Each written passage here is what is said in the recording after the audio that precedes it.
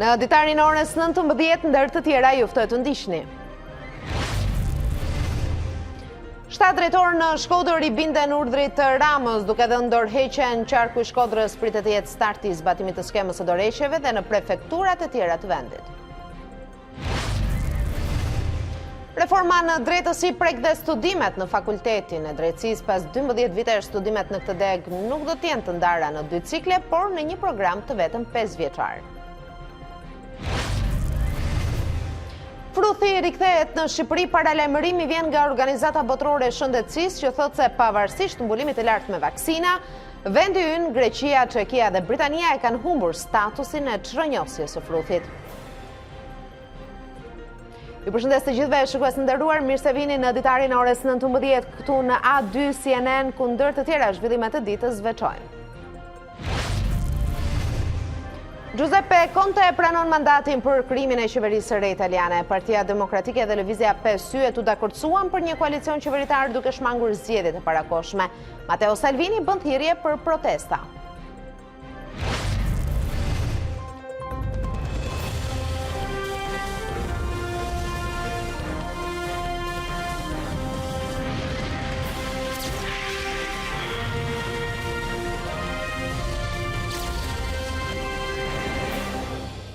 Drejtorët e prefekturës së Shkodrës i binden urdhrit të kryeministrit Rama. Një ditë pasi Rama u kërkoi dorëheqje, thuajse të gjithë drejtorët e drejtorive zbatuan urdhrin.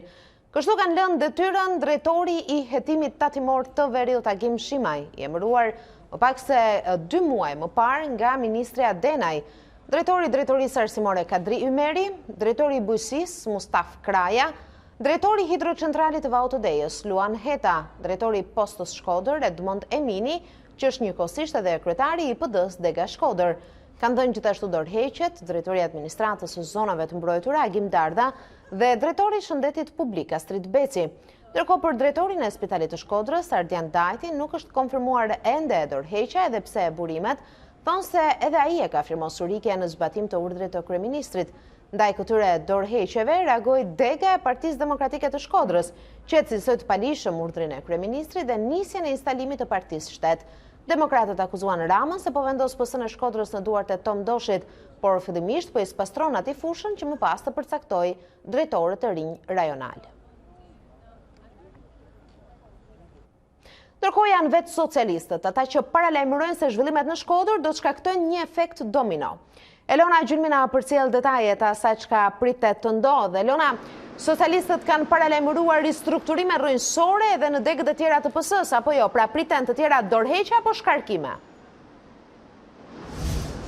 Është e vërtet, Denisa, në mbledhjen e djeshme të kryesisë u bëi qartë se do të ketë të tjera degë të Partisë Socialiste, në të cilat rezultati, edhe pse me fitore, nuk ka qenë ai dëshiruari nga kjo parti.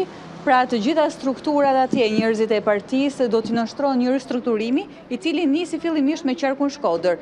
Kjo për shkak të asaj që ndodhi me kryebashkiakun e zgjedhur Valdrim Pjetri, i cili rezultoi se kishte pasur një të shkuar problematike dhe se ishte fshehur pikërisht ky fakt, të paktën kështu pretendon Partia Socialiste, nga këto struktura.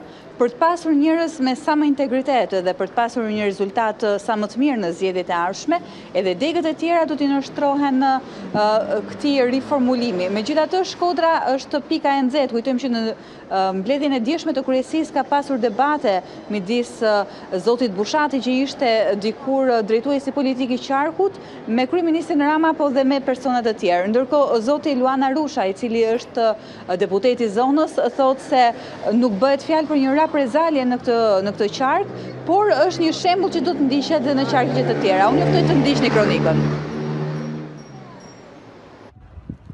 Ristrukturimi rrënjësor i PS-s në Shkodër do të jetë vetëm fillimi. Shembulli do të ndiqet edhe në degët e tjera në mbarvendin, ku rezultati i zgjedhjeve mund të mos ketë qenë ai dëshiruari.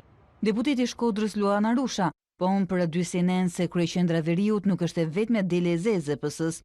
Ashtu siç u deklarua edhe të mërkurën pas mbledhjes, Partia Socialiste analizon në çdo qark rezultatin e zgjedhjeve.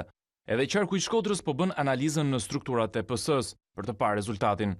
E njëjta gjë do të aplikohet edhe në qarqe të tjera. Për sa i përket kandidaturave, ato janë konsultuar me Partinë Socialiste të Shkodrës më herët, nuk janë imponuar. Deklarata e deputetit të Shkodrës është në të njëjtën linjë me atë të sekretarit përgjithshëm të Partisë Socialiste pas mbledhjes së kryesisë. Fakt ringritja dhe rigjenerimi është një proces që për shkak të edhe të zgjedhjeve do të zhvillohet në të gjitha bashkitë, por një fokus veçantë në Shkodër, po të kemi parasysh që në vlerësimin tonë, në rezultatet politike tonat, në disa palë zgjedhje nuk kanë qenë ato të dëshiruarat për partinë më të madhe të gjithë shqiptarëve.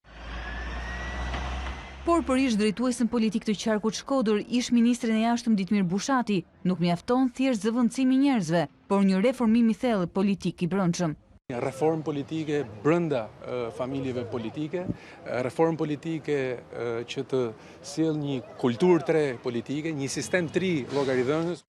Në pritje të dorëheqjeve nga Shkodra, 10 drejtorë rajonal të tjerë në mbarvendin janë ende të paqartë mbi fatin e tyre. Ishte në këtë raportim kolegja Elona Gjylmi. Faleminderit. Partia Demokratike paraqiti të tjerë dokumenta që sipas saj faktojnë se Agim Kajmaku dhe Jorgo Toto, i kërkuar në Greqi për falsifikim parash, janë i njëjti person. Ish deputeti Gent Strazimiri tha se kryebashkiaku i Vorës tashmë duhet të ishte në pranga, gjë e cila nuk ka ndodhur pasi i gëzon mbrojtjen e Ramës. Sot do të paraqisim një tjetër fakt që rrëzon çdo mashtrim të Agim Kajmakut se nuk është Jorgo Totoja i arrestuar në Greqi. Ky dokument i marrë nga sistemi i TIMS, dokumenti numër 1, është me foton e Jorgo Totos në pasaportën me numër Z014-8497, me të cilën edhe është arrestuar. Dokumenti i dytë është po ashtu i nxjerrë nga sistemi i TIMS dhe tregon pasaportën me emrin Agim Kajmaku por me të njëjtën foto, si dhe Jorgo Toto në pasaportën me të cilën është arrestuar. Krahasimi i dy fotove, që janë të njëjtit person, vërteton se personi i kërkuar në emrin Jorgo Toto në fakt është Agim Kajmaku. Provat janë të pakontestueshme dhe Agim Kajmaku apo Jorgo Toto duhet largohet dhe të merret i pandehur për veprën e tij penale të kryer në shtetin grek dhe për veprën penale të mashtrimit në deklarimet e formularit dekriminalizimit të kryer në Shqipëri. Por ai nuk largohet sepse e mbron Edi Rama. Edi Rama e mbron sepse ai është përfaqësuesi ideal i modelit kriminal të qeverisjes. Edi Rama hesht, njësoj si mafia me kodin e Omerta, sepse Agim Kajmaku ose Jorgo Toto është simboli i kriminalizimit të qeverisjes nga organizata kriminale e rilindjes. Edi Rama e mbron, sepse si shprovuam dhe një ditë më parë, me Kajmakun dhe Kajmakët e tjerë, ai ndan parat publike të grabitura shqiptarëve me tendera me miliona euro.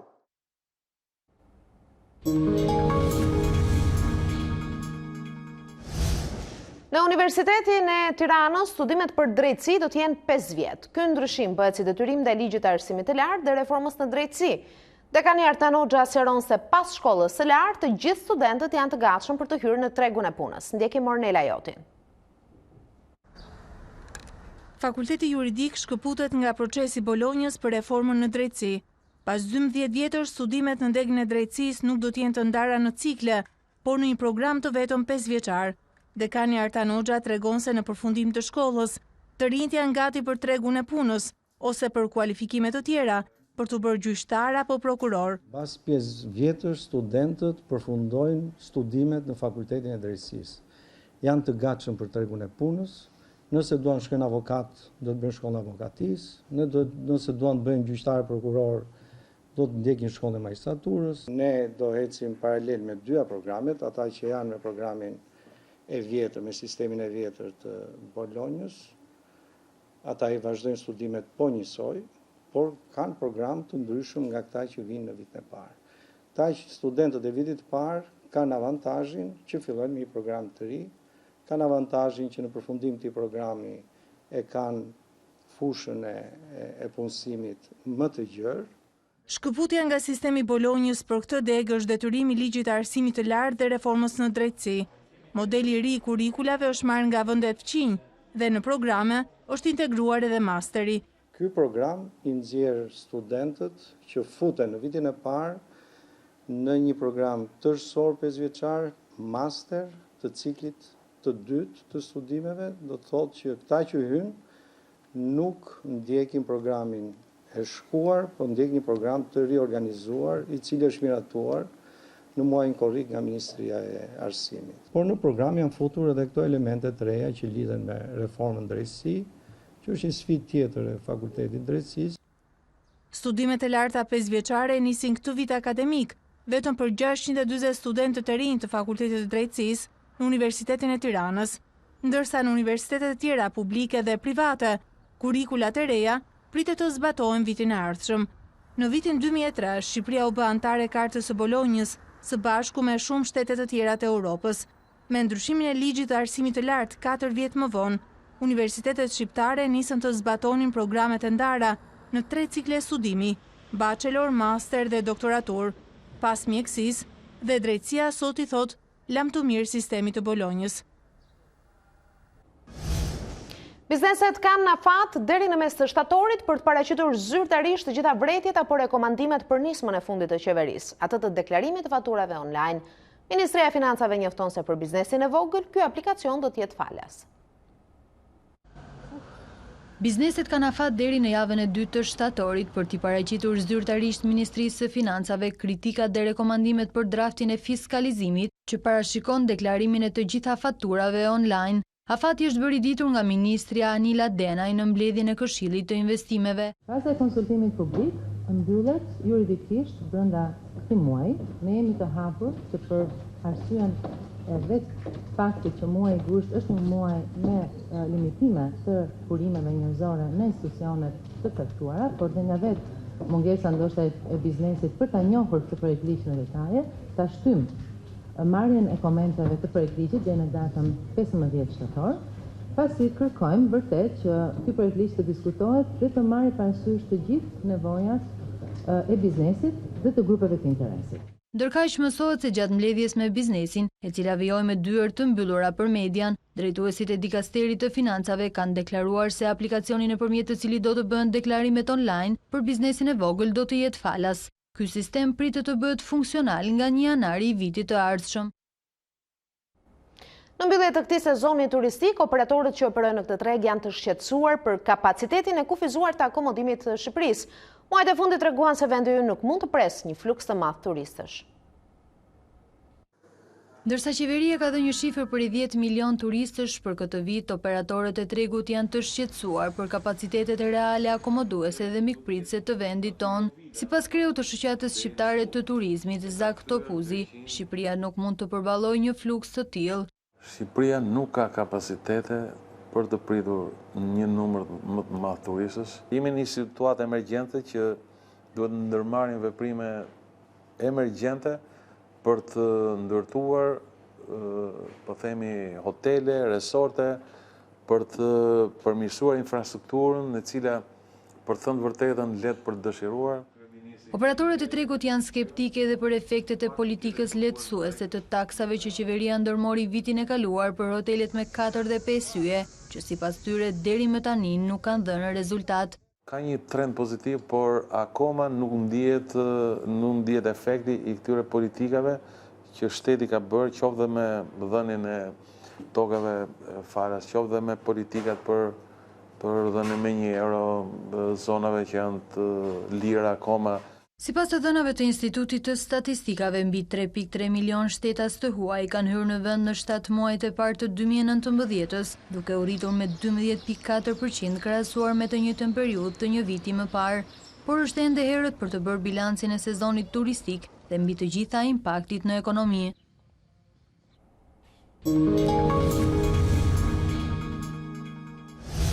19 persona janë vënë pranga, ndërsa 7 të tjerë janë shpallur në kërkim gjatë një operacioni policor për kultivimin e kanabisit në Krujë.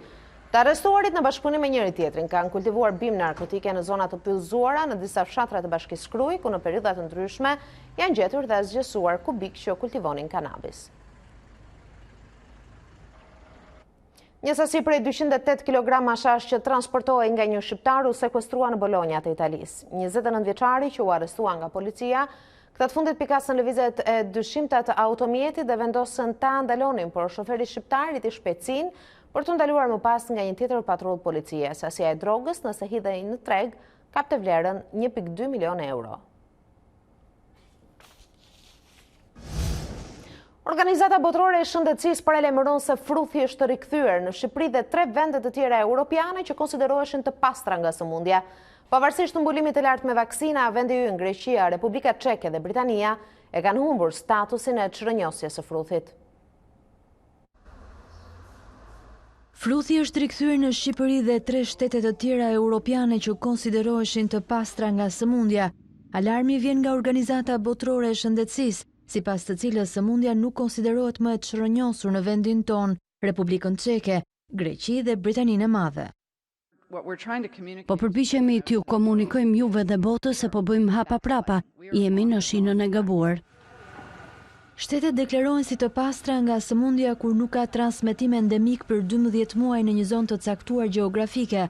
Përfaqësuesja e OBSH-s tha se të 4 vendet europiane që kanë humbur statusin e çrënjosjes së fruthit kanë një mbulim ekstremisht të lartë me vaksina. Kjo është këmbana e alarmit që po bie në botë. Të jesh në gjendje të kesh mbulim të lartë me vaksina nuk mjafton. Duhet të arrihet në çdo komunitet dhe në çdo familje për secilin fëmijë. Ekspertët e shëndetësisë thonë se gënjeshtrat apo keq informimet për vaksinën e fruthit kanë lejuar përhapjen e sëmundjes. Ata u kërkojnë rrjeteve sociale dhe liderëve politik të ofrojnë informacione të sakta dhe shkencërisht të besueshme. Fruthi, i cili mund të parandalohet përmes 2 dozave të vaksinës MMR, është sëmundje ngjitse dhe potencialisht fatale, shkakton koll, skuqje dhe temperaturë. Sipas të dhënave të OBSH-s, në të gjitha vendet e botës ka një rritje të rasteve me fruth përveç Amerikave. Rreth 365.000 raste janë raportuar në rang global për gjatë këtij viti, 3 herë më shumë se sa në gjysmën e parë të 2018-s. 141 ton miell u sekuestrua në Fushkruj pasi tregtoheshin në kushte të papërshtatshme higjieno-sanitare. Gjatë kontrollit në produkte janë konstatuar minë të ngordhur dhe krimba. Nga ana tjetër, rezultoi se subjekti edhe pse operonte në treg prej 18 vitesh nuk ishte i licencuar. Autoriteti Kombëtar i Ushqimit vendosi një gjobë prej 3.15 milion lekësh dhe mbyllje të aktivitetit. Mes mallrave të konstatuara në magazin u gjetën dhe 111 ton ushqime për kafsh që ky subjekt i tregtonte për konsum edhe për njerëzit.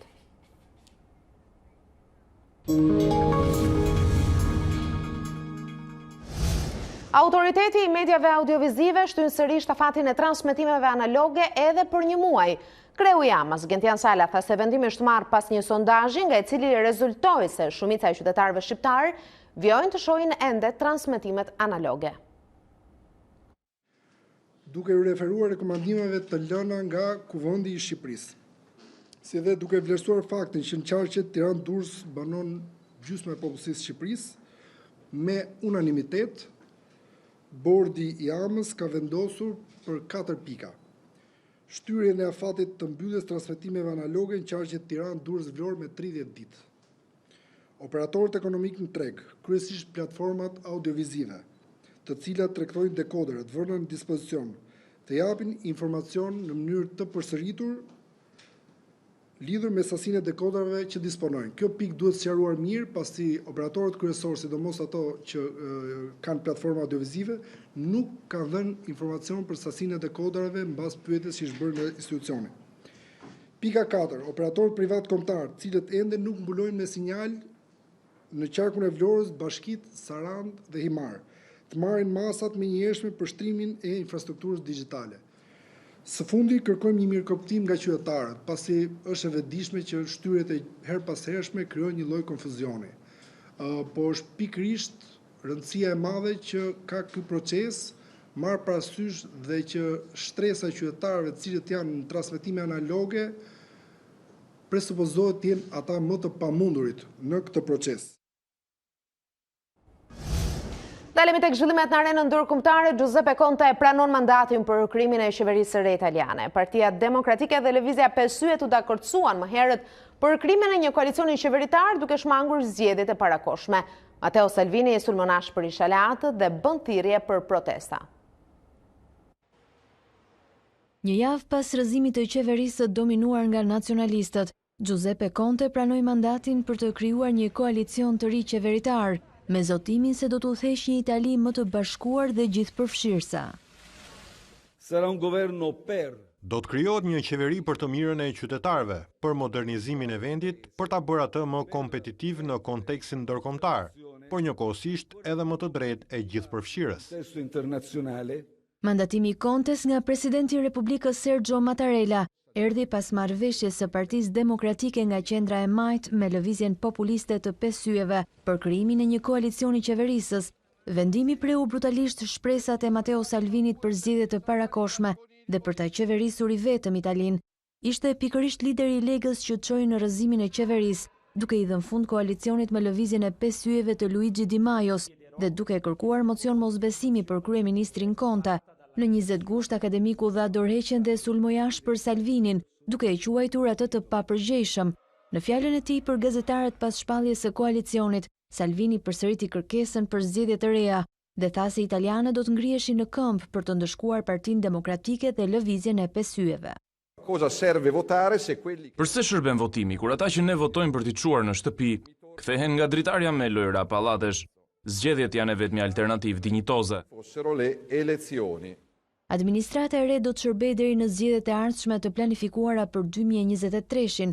Mundësia e një qeverie të re të drejtuar nga Conte pati efekt pozitiv në tregjet elektronike, ndërsa mendohet se ajo do të jetë më e kujdesshme dhe do të shmangë konfrontimin me Europën. Britanikët reagojnë me zemërim ndaj vendimit të Boris Johnson për të pezulluar parlamentin për 5 javë. Ndalen i grushtin e shtetit ishte thirrja e protestuesve, të cilët mbushën rrugët e vendit. Një peticion kundër nismës ka grumbulluar mbi 1 milion firma. Ligjvënësit britanik dhe kundërshtarët e një divorci pa ujdi nga Bashkimi Evropian po reagojnë me zemërim ndaj vendimit të kryeministrit Boris Johnson për pezullimin e parlamentit. Protesta masive u zhvilluan përreth vendit, ndërsa një peticion kundër nismës i publikuar në faqen e parlamentit ka grumbulluar mbi 1 milion firma. Ndaleni grushtin e shtetit ishte thirrja e manifestuesve të mbledhur pranë Westminster me flamuj të BE-s në duar dhe pankarta kundër Brexit. Demonstratat nisën jashtë parlamentit para se të përhapeshin drejt Downing Street. Nuk ka rëndësi nga cili krah je, nëse je konservator, laborist apo liberal, nëse je pro apo kundër Brexit. Kjo që po ndodh është shumë shqetësuese. Jam shumë e zemëruar. Qeveria pretendon se pezullimi 5 javor i parlamentit nga 10 shtatori deri në 14 tetor, i miratuar edhe nga mbretëresha, i jep gjithsesi kohë deputetëve të debatojnë për Brexit, por kritikët mendojnë se qëllimi i Johnson ka qenë pikërisht të pengojë përpjekjet për parandalimin e një Brexit pa ujdi. Është një vendim krejtësisht jo demokratik. Në një kohë krize kombëtare, parlamenti duhet jetë në gjendje të mblidhet dhe t'i kërkojë përgjegjësi qeverisë. Për liderin e opozitës Jeremy Corbyn, lëvizja përfaqëson një shkelje të rëndë të demokracisë, por ministri i kabinetit Michael Gove tha se pezullimi nuk është as pak një përpjekje politike për të penguar opozitën të veprojë për Brexit. Sipas Johnson, pezullimi do të pasohet nga një fjalim i mbretëreshës në 14 tetor, kur do të parashtrohet ajo që e quajti agenda e tij entuziazmuese. Pavarësisht protestave të jelek verdhëve të nisura prej nëntorit të vitit të shkuar, Franca vendosi një rekord të ri botror për numrin e turistëve vetëm për gjysmën e parë të këtij viti. 17.3 milion turistë huaj vizituan vetëm Parisin nga janari në qershor, të cilët kanë shpenzuar 9.8 miliard euro, sipas të dhënave zyrtare, ndërsa shifrat pritet të vendosin një rekord të ri botror edhe për gjysmën e dytë të vitit. Sipas autoriteteve franceze, shifrat do të ishin edhe më pozitive, por në këtë periudhë të vitit drejt Parisit udhëtuan 300.000 qytetar britanik më pak se vitet e shkuara për shkak të Brexit.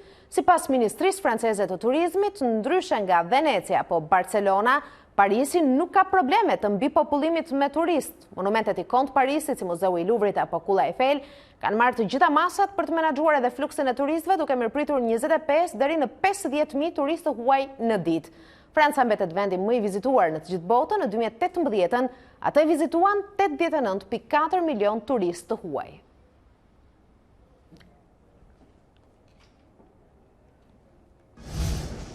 Brazili ndalon ndezjen e zjarreve për pastrimin e terrenit në Amazon për 60 ditë si një kundërpërgjigje ndaj katastrofës që ka përfshirë pyjet e Amazonës. Dekreti u nënshkrua nga presidenti Jair Bolsonaro, i cili po përballet me një valë kritikash ndërkombëtare për dështimin në mbrojtjen e pyjeve. Vendet e Amerikës së Jugut do të takohen javën e ardhshme për të diskutuar lidhur me krizën. Një ambientalist i njohur në Brazil paralajmëroi të mërkurën se situata pritet të rëndohet edhe më tej. Zjarri më i madh ende nuk ka ardhur, ishin fjalët e tij. Nuk është ende e qartë se cili do të jetë impakti i masës së re të qeverisë braziliane. Aktivistët thonë se pastrimi i pyjeve është thuajse i ndaluar në Amazon, por zbatimi i kësaj mase është i dobët.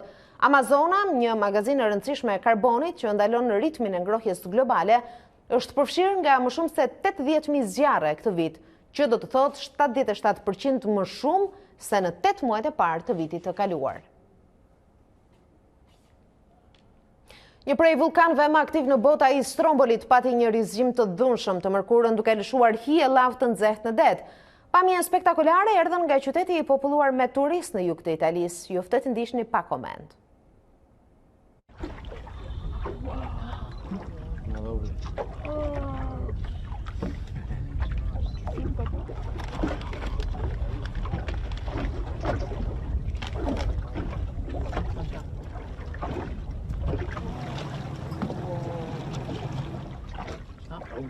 Será di bello.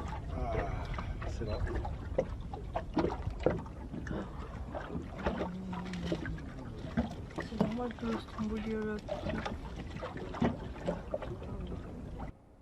Përballë ngrohjes globale qëndrojnë zërat kundër saj, të cilat paralajmërojnë një epokë moderne akullnajore. Ngrohje apo ftohje? Pasojat janë mungesa e burimeve ushqimore në tokë.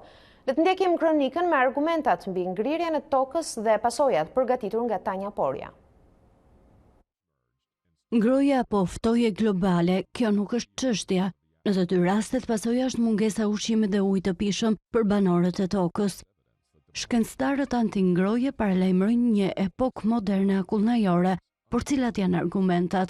Së pari, astrofizikantët parashikojnë paksim të aktivitetit diellor për vitet 2020-2053, paksim i cili nënkupton ftohje të tokës dhe vërtet një ndryshim me 0.1% në aktivitetin diellor, i cili ndryshon me 0.1 gradë Celsius temperaturën e tokës. Së dyti, paksimi i aktivitetit diellor dobëson fushën magnetike diellore, e cila shërben si ombrelle sistemit ton diellor ndaj hapësirës kozmike. Prishja e kësaj ombrelle do të zbulonte tokën ndaj rrezeve kozmike, të cilat kanë aftësi të shkatrojnë ret dhe gazet atmosferike, duke hapur dritare ndaj kozmosit. Dritaret e hapura të cilat do të largonin nxehtësinë e tokës drejt hapësirës, duke shkaktuar ftohje dhe ngrirje të tokës.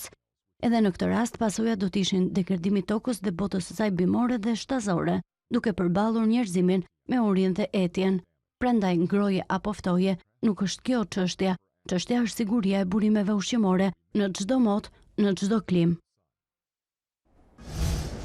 Nga Arkiva Qendrore e Stambollit kanë bërritur në vendin ton rreth 350.000 dokumenta, të cilat pritet të hedhin dritë mbi atë çfarë ka mbetur ende e pazbuluar nga historianët për mënyrën se si jetonin shqiptarët në periudhën osmane. Shkresa urdhëresa dhe fermane që japin një pasqyrë për zhvillimet politike dhe shoqërore të shqiptarëve nën perandorinë osmane kanë bërritur në Tiranë. Këto dokumente kanë udhëtuar nga arkivat osmane dhe sot disponohen në mënyrë digjitale edhe nga Arkivi i Shtetit Shqiptar. Më shumë se 350.000 flet dokumente që datojnë nga shekulli 15 deri në çerekun e parë të shekullit të 20 mbi Shqipërinë dhe shqiptarët, janë marrë nga Arkivi Qendror i Perandorisë Osmane me qendër në Stamboll në formë digjitale.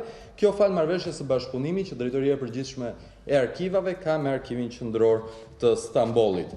Kjo shumë përbën për afërsisht gjysmën e të gjithë dokumenteve që Arkivi i Stambollit ka mbi Shqipërinë dhe shqiptarët dhe që pjesa tjetër pritet të merret shumë shpejt. Pjesa më e madhe e tyre i përkasin shekullit të 19 dhe të 20, ku tregohet për zhvillimet në perandorinë osmane në territoret e banuara nga shqiptarët, reformat, kryengritjet shqiptare, masat për të shtypur ato nga perandoria osmane, çështje fetare, arsimore, madje edhe thellësisht çështje e shkrimit të gjuhës shqipe. Megjithatë, sfida më e madhe e Shqipërisë sot mbetet mungesa e atyre që do t'i përkthejnë këto dokumente, pasi ka shumë pak njohës të osmanishtes. Është një problem dhe nuk mund të zgjidhet me njerë, duhet të përgatiten njerëz që të merren me këto, ose me të rinjt që të drejtohen në fushën e osmane. Është një histori që ne nuk e kemi, ose kemi shkruar shumë pak mbi këto. Shumë pak janë përpunuar, shumë pak kanë merituar që neve të lexojmë për shkak edhe të njerëzve të pak që janë që dinë të gjuhë. Dokumenti më i vjetër daton në 8 shkurt të vitit 1455 dhe është një regjistër ku përfshihen edhe qytetet shqiptare si Prizreni, Janina dhe Elbasani. por ndër më të rëndësishmet. Ekspertët e arkivës rendisin ato që kanë të bëjnë me Ali Pashtepelenën dhe Ismail Qemalin. Kjo është, me thënë, si të thuash, CV-a e punës së Ismail Qemalit. Ka shumë dokumenta, të gjitha janë të rëndësishme, nuk mund të thuash që është më shumë e rëndësishme, nuk është e rëndësishme. Gjithçka është e rëndësishme. Tashmë kanë mbërritur në Tiranë 350.000 dokumente dhe po aq pritet që të mbërrijnë brenda këtij viti.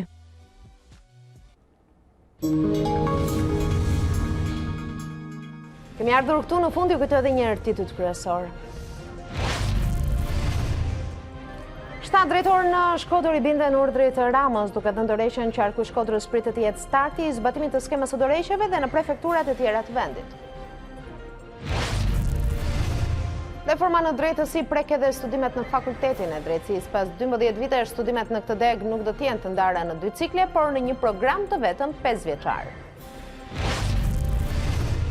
Fruthi rikthehet në Shqipëri, paralajmërimi vjen nga Organizata Botërore e Shëndetësisë që thotë se pavarësisht mbulimit të lartë me vaksina, vendi ynë, Greqia, Çekia dhe Britania e kanë humbur statusin e çrrënjosjes së fruthit. Giuseppe Conte pranon mandatin për krimin e qeverisë italiane. Partia Demokratike dhe Lëvizja Pesëyet u dakordsuan për një koalicion qeveritar duke shmangur zgjedhjet e parakohshme. Matteo Salvini bën thirrje për protesta. Përpara se të ndajemi, ju kujtoj gjithashtu se për zhvillimet më të fundit mund të na ndiqni në çdo kohë në faqen tonë zyrtare në internet, @2cnn.com, sikurse edhe në rrjetet tona sociale. Bashkë na jemi këtu, faleminderit për vëmendjen tuaj. Mirupafshim.